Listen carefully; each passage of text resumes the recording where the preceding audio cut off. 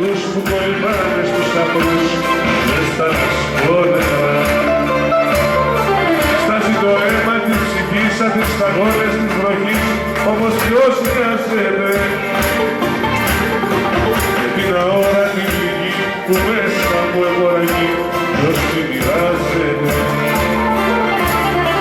Έτσι ξεκίνησα, λοιπόν έτσι ξεκίνησα, δεν με ρωτήσανε ζωή, μα σε συνείδησα.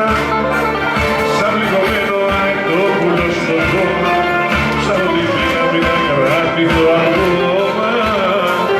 Σαν πληγωμένο αετόπουλο στο κόμμα, σαν ότι μην κράτη το ακόμα.